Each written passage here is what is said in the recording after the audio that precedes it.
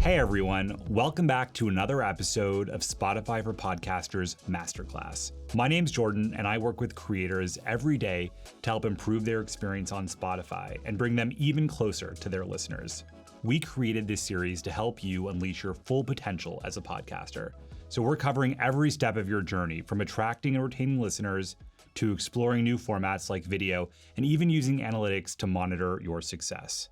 So far, we've heard directly from top creators like Teenager Therapy and Two Hot Takes, who shared their personal tips and tricks for creating standout shows and how they're deepening their relationships with listeners using tools on Spotify and beyond. So after this episode, head on over to our Creator Resources Hub to check out the full series and dive even deeper. Today, we're exploring a topic that creators spend a ton of time thinking about: growth. Once you've established yourself, gotten into a steady rhythm of dropping episodes, and developed that core audience, how do you capitalize on that momentum and stand out to new listeners? In this episode, we'll approach growth and promotion from all angles. We're lucky to be joined by the hosts of Good Children. They're going to take us behind the scenes and share some expert advice for posting video podcast clips on social media to grow your following. After that, we'll dive into branding, cross-promotion, and community building with one of the best podcasters out there, Noor Tagouri. And make sure to stick around for my conversation with Nicole Buntsis, Spotify's very own head of podcast marketing. She'll tell us what's worked for us in growing our own podcasts. And as always, if you have any questions while watching this episode, please make sure to reach out to us on social media or let us know what you think on our Q&A on Spotify. Before you start building a marketing campaign or even exploring new tactics, it's important to have your house in order. So first up, your show page. Your show page is your first impression. This is a place that your listeners will keep coming back to time and time again once they're hooked. That's why we offer lots of personalization options that let you express yourself and convey important information about your show. And for your listeners, an informative and personalized show page makes it that much easier to decide whether your podcast is right for them and whether they'll hit that follow button on Spotify. We know that Spotify listeners discover new shows through lots of different avenues, but one of the most common is recommendations through word of mouth. That means that your show page is one of the first things your future fans will see, so you have to make sure it accurately reflects you and your show. Let's look a bit closer at the elements of the show page. When you log in to Spotify for Podcasters, locate the Settings tab. This is where you can find all of our show page customization options. One of my favorite features is the ability to designate an episode as Best Place to Start. This can help guide first-time listeners of your show to your best content that turns them into loyal fans. Once you add all these details, you can find them on the About tab of your show on the Spotify mobile app. Finally, there's one more feature to touch on: host recommendations. This is a great opportunity to cross-promote a friend's show, self-promote another one of your own podcasts, or just share some of your favorite content on Spotify. All you have to do is find the podcast, audiobook, music album, or playlist you want to recommend. Then pin your two favorites to the top of the More Like This tab on your show page. Now, I know a lot of you are already looking towards video as a way to deepen your connection with your existing audience. But what about reaching new fans? Video podcasts can help with that too. By taking the time to develop your video offering, you'll be rewarded with tons of promotional assets, be that video or animation, that you can use across social media and everywhere else. This allows you to be strategic about how to best optimize your offering and reach your future fans. To help us understand these channel-specific approaches and how video can expand your reach, we're very lucky to have Joe and Andrew of Good Children here with us. Before we hear from them, let's have a quick look at their journey so far. We started our podcast in May of 2022. We have so much archival footage that we would look back on and be like, we're not doing anything with this. We really like to focus on the nostalgia of it, along with healing from the trauma of just being a child. Joe, Andrew, thank you so much for being here. Thank you for having us. Yeah, this is a dream. An honor. So you guys have been a video podcast from day one. Tell me about the decision to have video as part of the podcast. It kind of came from like seeing what was happening on the internet. Obviously, there were a few popular video podcasts that were around, and then I was watching them only through TikTok. I think a lot of podcasters are intimidated by video. They're intimidated about buying really expensive equipment. They're intimidated about having a studio. Tell me a little bit about how you guys approach video. We're very DIY, and we were from the jump, and I don't think we're going to change very soon. It's such an accessible platform if you're not thinking about it as like, I need to have a 3-cam setup and have people working behind the scenes and making sure everything is working. Like, you can really do it yourself. Are you guys still shooting on an iPhone? Yes, we are. That's amazing. Yeah. 2 iPhones. It looks, I think, just as good as an actual camera. It's way less complicated for us. Yeah. And if you want it to be sustainable for the rest of your life, like the fact that you have an iPhone on you at all times, that you can film content anywhere, like you're going to want to travel, you're going to want to do things. So instead of carrying all of that equipment, like just take it out and press record. Speaking of clips, you guys have been so good about choosing clips that you know are going to do well on socials. How are you sort of figuring out the right formula for success? If people can resonate with what you're talking about, if they can identify, they're like, that's so me, like that's me and you, especially if it's a best friend pod, like relating it back to friendship or what people can just see themselves in has worked very well. It's all about facial expressions too, especially if you're going to lean into video. It's like, don't hide away from like making that crazy face, because someone's going to see it and be like, wait, Joe's face in that? Like, those are things that stick with people too. Totally. Have you guys ever had this sound from one of your clips get repurposed on social? That actually is kind of what blew us up in the beginning. It's what got us to actually feel like we're podcasters and not like TikTokers or social media users. Was one of our first TikToks of us just talking about the fact that Kelly Clarkson changed our lives radically at 5 years old. When was the last time that you felt America was fully unified? Oh, Kelly Clarkson. That was the first time where like people were using the sound and recreating it. And that was like, for us, a moment to turn to each other and be like, this is gonna work. Like, this is actually like, we need to lean in, we need to go further. Are you guys customizing clips for different platforms? Are you customizing content for different platforms? How do you think about that? For the most part, I'm thinking in basically a TikTok mindset. I'm thinking about like what can be the quickest, to the point, no attention span, easiest way to grab someone. And then usually we're repurposing that content across platforms, which works. And that's like, I think a thing that makes everyone's lives easier is like, you don't have to do double the work. You can just do it one time and it will work across YouTube Shorts, Instagram Reels, TikTok, everything. What other strategies are you guys using to find new viewers? I know you've done some live touring. I'd love to hear a little bit about that. Yeah, I will say the live shows definitely bring in a lot of viewers for us, especially if they're bringing like new friends. We always ask. So we did a back-to-back show in New York 5 months into the podcast, which was incredible to see, like over 550 people show up for us. Amazing. And we're like, what's going on here? And then we did a West Coast tour. We did 4 different cities, but every single time we do a live show, we're like, who here has no idea who we are? And there's a lot of people that raise their hand because they come with a friend. Sure. And then you see the followers grow, you see the listeners grow. We understand the power of the community that we're fostering, and continuing to like hear their stories now has, I think, grown the community and grown our listeners in a major way. Like, the more that we like hear those and listen to those and also share them, like they call up, and now like it's incentive to get on the podcast, call up, tell your stories. I think if anything, we're focusing on like their retention than the growth right now. Yeah. How many clips per episode are you generally posting, or does it really just depend on the content? Like a post a day. So five actually, because I skip weekends. That seems fair. Everyone deserves a break. And how long are the clips? It just really depends on the moment you're capturing. Like 15 to a minute, usually. Quick, like people's attention spans now are really low. What does the future hold for you guys, for the podcast? What are you thinking about? It's been over a year, so it's still pretty young, but you must be thinking about what's going on. I think it's like bringing on more guests, meeting more people, doing more live shows, and like fostering a really incredible community of listeners.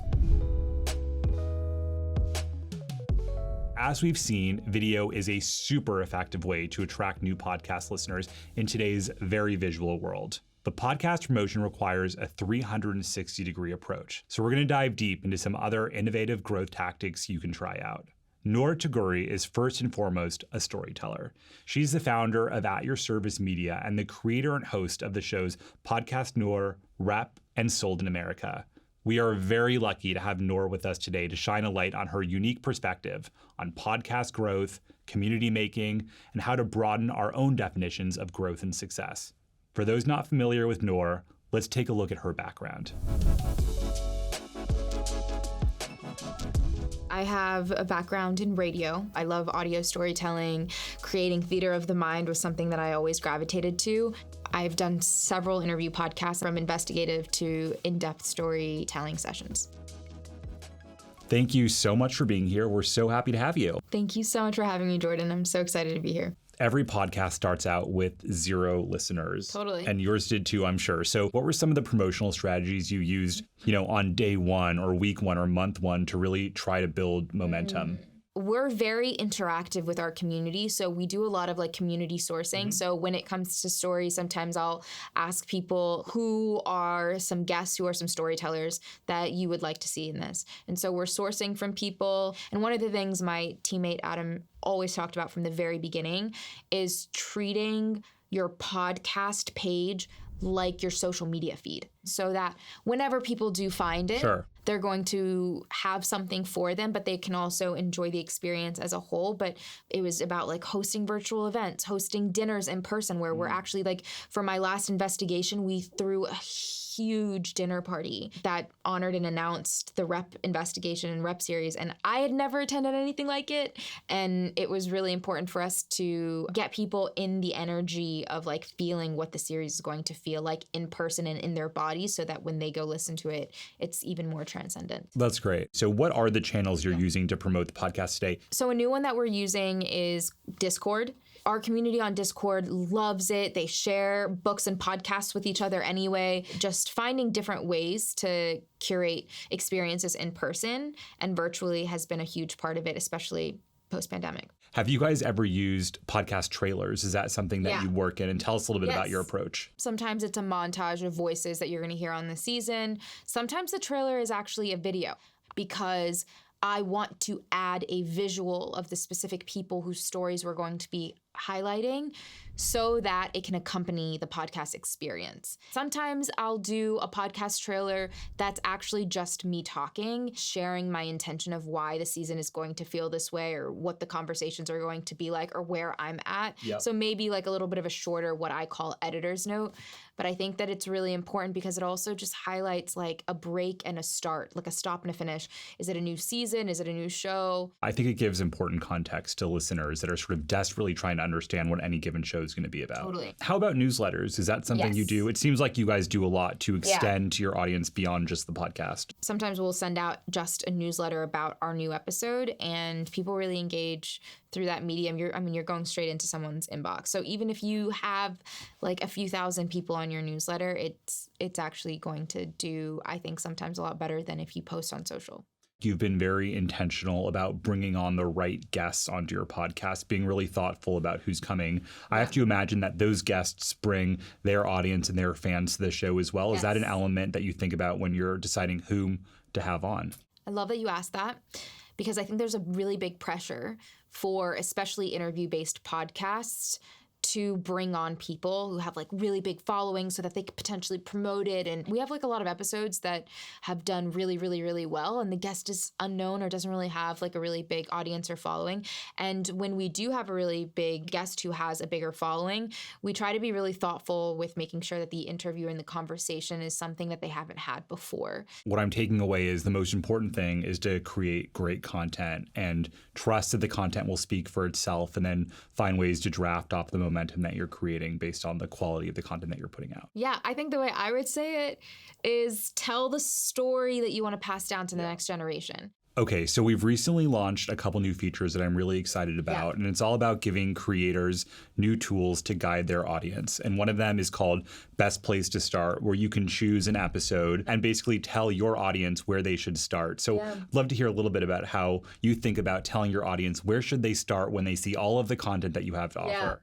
But I think I would play around with the feature in terms of changing that starting point as things are happening in culture and in society in general, so that it's just what feels more relevant in that moment. We've also launched a feature called Host Recommendations that allows you as a podcaster to choose other podcasts, music, or audiobooks that you want to recommend to your audience. And so I'd love to hear a little bit about how you think about curating, not just for your podcast, but curating other content for your audience. Oh, I love that. I would be able to share, for example, the music that I was listening to while I was working on certain investigations. I have very specific playlists that go along with my podcast. Very cool. But also, I love the idea of kind of being able to swap and support your guests' podcasts and also the ones that you're on.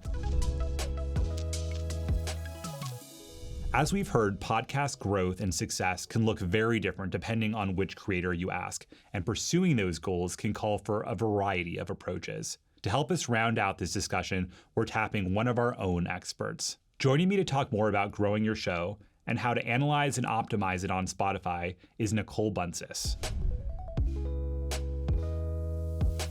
Welcome, Nicole, to Spotify for Podcasters Masterclass. We are so happy to have you here. Hi, Jordan. Thanks for having me. So I've been at Spotify for 4 years working on podcast marketing. So I oversee global strategy and marketing for all podcasts at Spotify. Okay, bust this myth. As a creator, you need to have an existing social media following in order to be successful at podcast marketing. True? False? False. You absolutely do not need to have an existing social media following. Don't try to do everything for every single platform. Think about what is the foundation of the show that you really want to promote, and then focusing on platforms that will really feel natural to that show content. The important thing about marketing and promotion is just being consistent and doing it over and over again. Like, more than is probably comfortable for you to talk about your show and promote it is the amount that you should be doing. Okay, I think we've all been in a situation where we love a podcast so much. An episode ends and we just can't get enough. And we start turning to Google, to Instagram, to other platforms to really try and get more and connect. So from a podcast marketing perspective, how important is it to provide that supplemental content to your audience? I think that this is very important if you can find the time to do it. Let's say you don't have a video podcast, so you need a place to share the photos that you're referencing or exhibits from a case you're analyzing, or even from an article that you are using as a source, or whatever that is. I think it's really nice when you have links or you have social media channels where people can find out more information about the episodes and the topics that you cover. It'll just make it feel more special and curated and really just take your show to the next level. One thing we've spoken a lot about on this series is the importance of data. As you think about podcast marketing and trying to assess promotional efforts, what are some of the metrics that you think most about? I look a lot at listenership and how that changes over various episodes. I look at what is retention like from episode to episode. You can see completion. It's really amazing to learn where is your audience based and all of their behaviors, and especially in response to you and as you're putting out and promoting content. I think it's an amazing tool.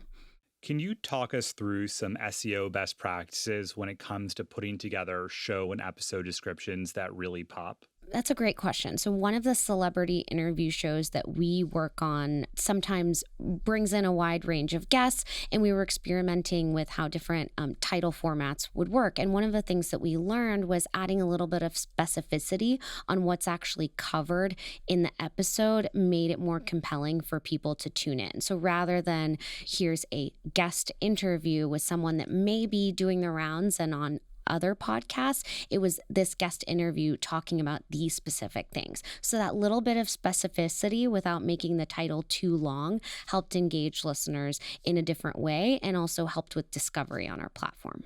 Okay, Nicole, as you look back, are there any podcast marketing campaigns that really stand out as your favorite, things you will never forget?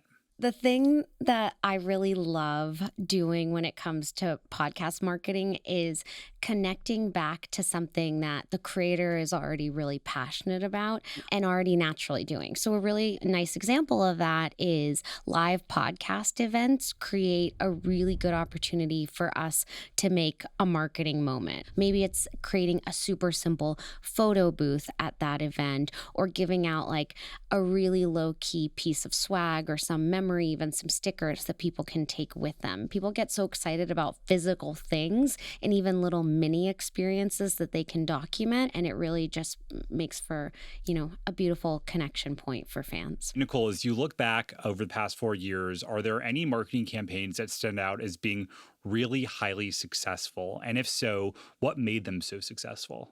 One thing that I've found, is really interesting for an interview format is your guests absolutely do the most. You have to bring them in to promote their episode. That is the most amazing way to reach a whole other untapped fan base. There's also, the example of Cole from a podcast Dissect that dives into each individual album, that created a supplementary TikTok that was totally his idea, but we kind of helped him with some best practices of how to build up his TikTok following to basically be another outlet for content that maybe didn't make it on the show, or other conversations that were happening after episodes had released that fans were discussing. So I think there are so many different ways to define success. The things that you can have the most fun with and experiment with often provide the most surprising, successful results. We learned a lot today from our guests, but there's 4 key things we want you to keep in mind. Number 1, customize your show page on Spotify. This is the first thing your fans will see, so it's got to be representative of what your show is all about. Number 2, make your video podcast content go even further on social media. Select clips and share them across different channels to help get fresh eyes on your show. Number 3, develop a strong relationship with your audience. There's no guidebook for growth. As long as you stay authentic to your voice, your community will build around you. And finally, number 4, use your Spotify for Podcasters analytics to optimize your success. These numbers are your guide to understanding not only your content, but also your audience. As always, we love to hear what you think of this series and how you're using these features, so please tag us on social media. Before we go, I want to say thank you to Joe, Andrew, Noor, and Nicole for joining us today. And of course, a big thank you to everybody watching. Be sure to stay tuned for more from Spotify for Podcasters. We'll see you again soon.